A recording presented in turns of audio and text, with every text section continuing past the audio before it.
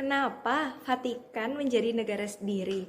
Jadi dikutip dari Kompas ID, di jantung kota Roma, ibu kota Italia, terdapat sebuah negara yang hanya berluas 44 hektar atau 0,44 km persegi.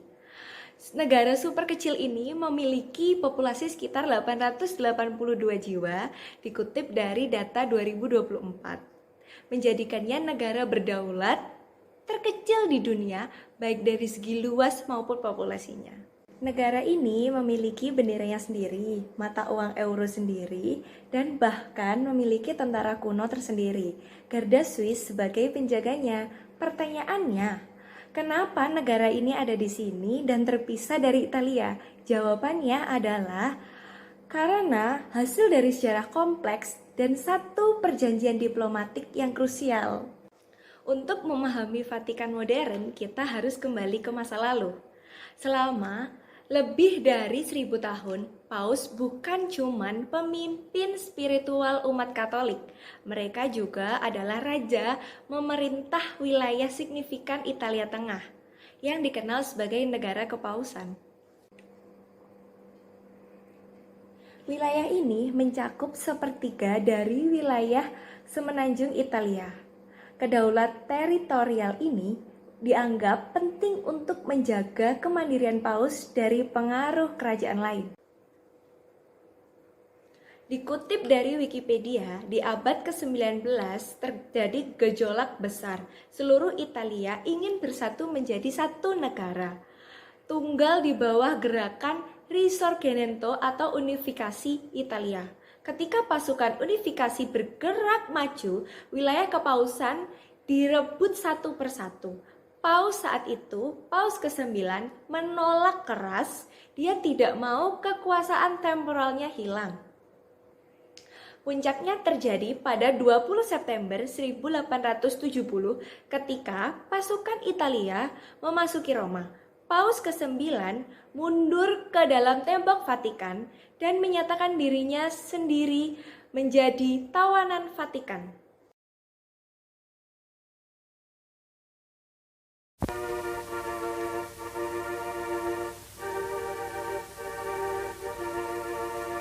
With all pomp and ceremony, escorted by the mounted gendarmes, the official party arrives at the Plaza of St. Peter and reaches the Vatican itself, where full honors are accorded the first visit since the signing of the Lateran Treaty in 1929 of Mussolini himself, in formal court dress befitting an audience by His Holiness.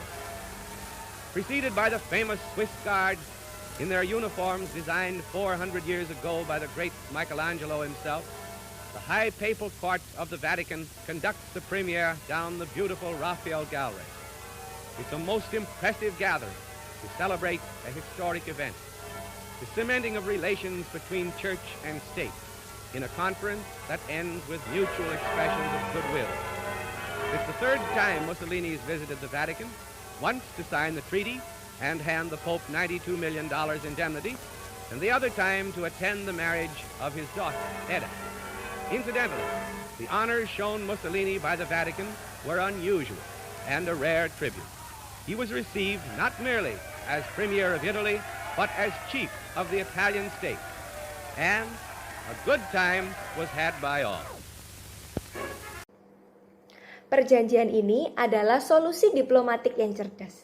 Italia secara resmi mengakui kedaulatan penuh negara kota Vatikan yang baru dibentuk. Sebagai imbalannya, Paus mengakui Roma sebagai ibu kota Italia.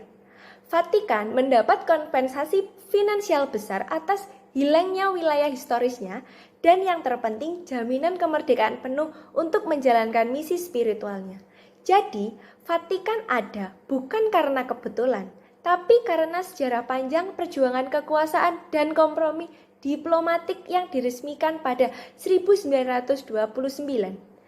Dikutip dari CNN Indonesia, kedaulatan Vatikan memungkinkannya beroperasi sebagai subjek hukum internasional yang netral dan diakui. Statusnya sebagai pengamat tetap di PBB sejak 1964, memungkinkannya menjadi netralitas dari politik negara manapun. Itulah mengapa negara terkecil di dunia ini tetap berdiri kokoh di tengah Roma sebagai monumen hidup bagi sejarah unik Gereja Katolik.